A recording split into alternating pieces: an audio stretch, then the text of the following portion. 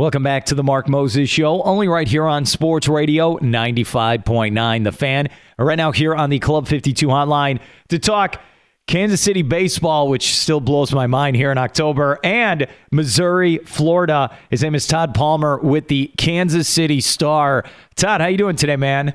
I'm doing pretty well. I got the champagne out of my hair last night, so we're good. I follow you on Twitter, and you're like doing photos from the field. I mean, you're still a young guy covering sports. Is that the best of all time, what you got to cover last night? I mean, you go over your list of the coolest things you've covered. Does that go right up there? Yeah. Look, the Cotton Bowl was a lot of fun last year because they do a really good job taking care of you down there. Just that whole week was a lot of fun, and it was my first bowl game experience. So I'm afraid that anywhere Missouri goes now, short of a college football playoff, is going to be a letdown because they do a great job. But yeah, I mean, the nice thing about being able to parachute in on the Royals is it's not my beat, and when you're a beat writer, your mentality changes, because it's a job. So you're not a fan anymore, people kept asking me after Missouri lost to Georgia last week whether I was upset, and no, not really. I mean, I still got a job to do, so it's not like I was crushed or I was writing angry after deadline. That's just the way it works, with the Royals, though, I wouldn't say I'm still a 12-year-old kid rooting for them, but I permit myself a little bit more leeway there because it's not my primary beat. So I'd be lying if I said it wasn't pretty fun to be part of that last night. Here's the thing is my last job, I lived in Omaha, Nebraska for a couple of years and, AAA affiliate, the Storm Chasers. So, I saw some of these guys. And then what's funny is, you're also getting those Royals games on Fox Sports in the Great Plains.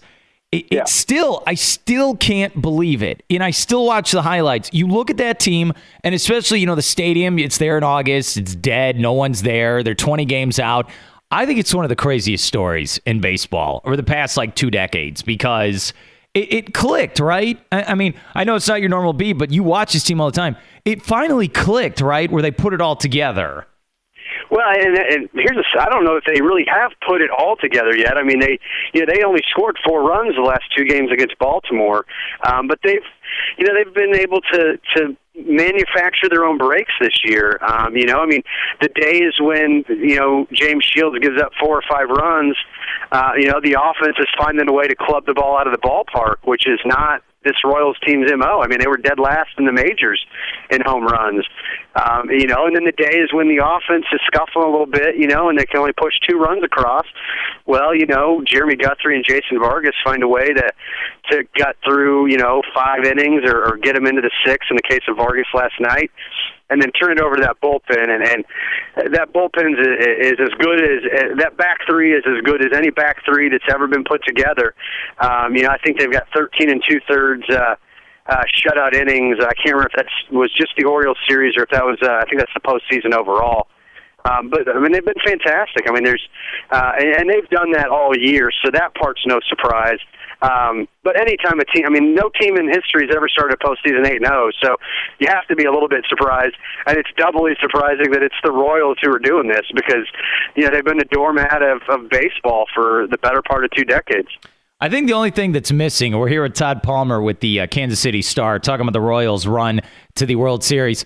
I think you didn't beat the Tigers. I think that's the only thing missing here. But you know what? The Tigers messed up themselves, right, when you really break it down. Well, the Tigers, it's kind of funny because, the Tigers are a team that, just crushed the ball all season, and their offense carried them, but it was pitching and defense that did them in against the Orioles, and of course it was the Royals pitching and defense that carried them past the Orioles. So I think that was the one team, the Tigers, I think, won the season series 13-6 this year. So that was the one team you thought, man, the Royals just don't match up well with these guys. But everybody else, I think they match up pretty good with. Madison Bumgarner's, I think, been the best pitcher in this postseason. So, obviously, if he pitches the Giants through tonight, then that presents a little bit of a tougher matchup because it's going to be hard, I think, to beat him. But look, they did it back in June when they swept the Giants at Kauffman Stadium in an interleague series. So it's possible. These guys know it's possible. And right now, I mean, it just seems like everything they do turns to gold. I mean, this team is just they've been a lot of fun to watch because they play a pretty special brand of defense, and I think all of them kind of appreciate that. Everybody thought it was possible, but you always kind of doubt whether this group was ever going to be able to put all the pieces together, and they've been able to do so in a really remarkable and kind of magical way here so far in the postseason. And I'll tell you what, this town is just enraptured right now. Oh, I know. I don't blame you, man. And you know what's interesting? We do a lot of negative stories in sports, but I think it was against the Angels when Kane had the back-to-back diving catches, and he gets up, and he's fist-pumping and yelling. I was like, okay, this is for real. Like, this is Disney movie stuff. I mean, wouldn't you feel the same way? Well, I'll tell you what, the play that stands out in my mind is actually, it was a Kane play, but it was actually earlier in that series.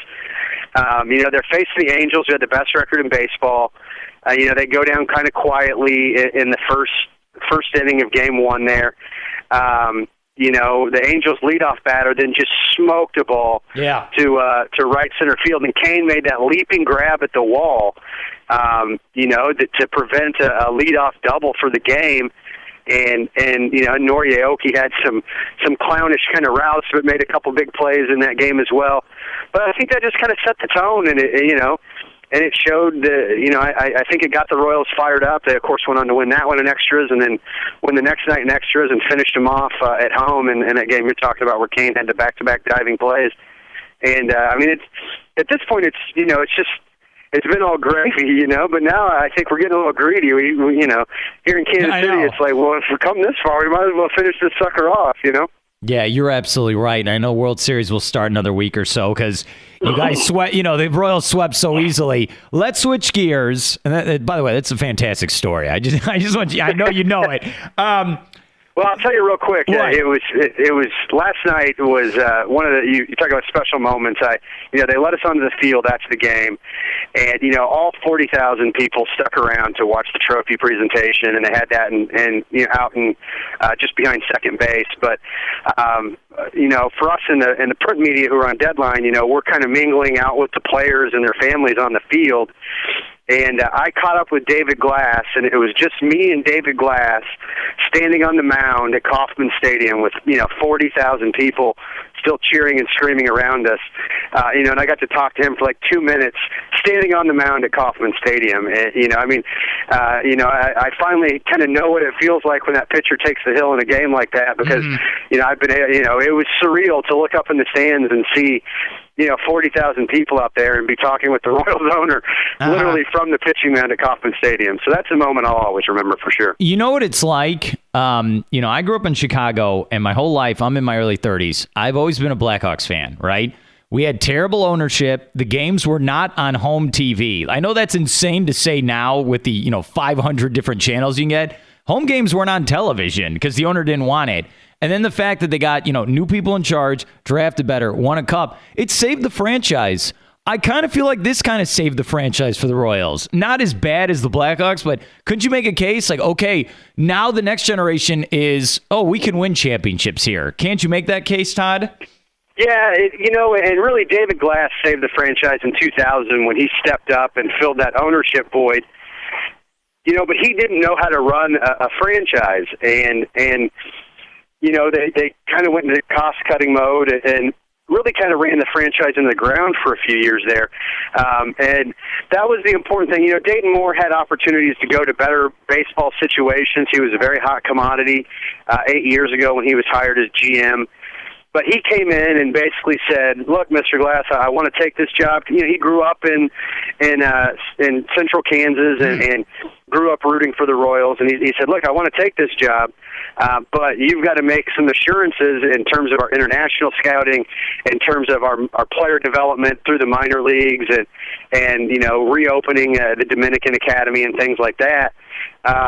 And it was that decision. It was Glass saying, okay, if this is what it takes, let's do it. And he really started investing a little more money in the franchise at that time, and so I think that is really the turning point in getting into this point. But David Glass stepped up at a time when frankly, no one really wanted the franchise. And after the Kaufmans died, they went through several years where, there was kind of an ownership group, and they didn't know how to manage things because they really weren't the money behind it at that time.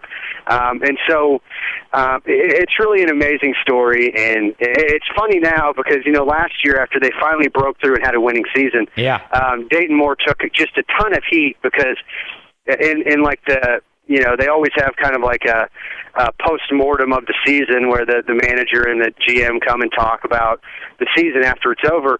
And he made he said something about, it kind of feels like we won the World Series, and I think they'd finished like 5 games out of the wild card even.